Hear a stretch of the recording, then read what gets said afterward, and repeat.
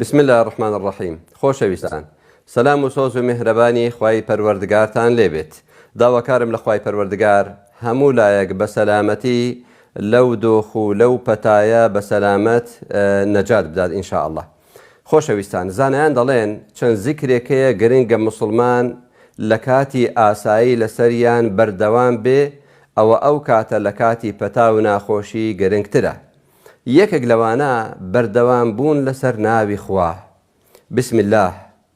ئەگەر ئینسان لەبەری بێ بەیانیان و ئێواران سێ جار بڵێت بسم الله الذي لا يضر مع اسمه شيء في الأرض ولا في السماء وهو السميع العليم. پێغەمبەر دەفەرمێ هەر کەسێک ئەو زیکرە سێ جار بەیانیان و ئێواران بخوێنێت زەرەر لێی نادات. گرنگە موسڵمان ئەگەر لەبەریشی نەبێت پابەند بێ لەسەر ئەوەی کە ئاو دەخواتەوە بڵێ بسم الله، کە خواردن دەخوا دەڵێ بسم الله، کە جل لەبەر دەکات دەڵێ بسم الله، کە دەچێتە دەر بە هەمان شێوە بیڵێ، کە دادەنیشێ بە هەمان شێوە دەگەڕێتەوە. گرنگ ئەوەیە هەموو کاتەکانمان کە شتێک دەست دەدەینێ لە مارکێتەکان، کە سیارەمان دەکەینەوە، کە هەر ئیشێک دەکەین بڵێن بە ناوی خوا و بە تایبەتی وشەی بسم الله بەکاربێنین. زیکری دووهەم پێغەمبەر صلی الله عليه وسلم داوای لە سەحابەکان دەکرد بەیانیان پاژەوەی کەوا نوێژی بەیانیان کرد، وەلەو کاتێک کە نوێژی عەسر دەکرێ هەتا خەوتن، و لە کاتی خەوتنیش بزات ئەو سێ سوورەتە بخوێندرێن: قل هو الله أحد هەتا کۆتایی، وقل أعوذ برب الفلق هەتا کۆتایی، وقل أعوذ برب الناس هەتا کۆتایی. ئەوانە پێغەمبەر صلی الله عليه وسلم سێجاری دەخوێندن.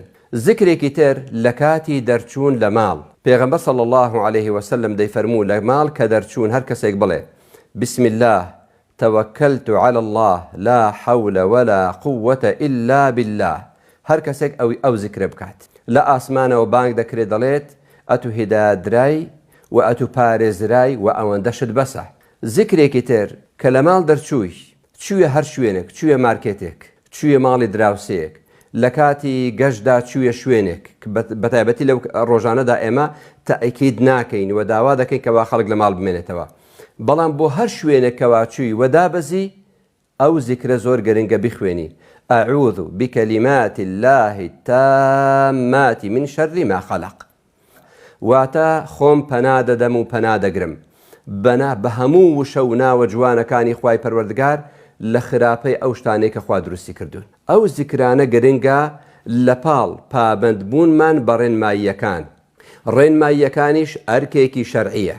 ڕێن پابەندبوون بە ڕێنماییە تەندروستیەکان ئەرکێکی شەرعیە. دەرنەچوون لە ماڵ لەو ڕۆژانە ئەرکێکی شەرعیە، و ئەرکێکی شەرعی لە پێش هەمویان ئەوەیە موسڵمان هەمیشە پەنا بەخوا ببەستێت و دەم بە یاد و زیکری خوای پەروەردگار بێت. خوای گەورە وڵات و موسڵمانان و بێتاوانانی دنیا بپارێزێت لەو پەتایە. بەخواتان دەسپێرم.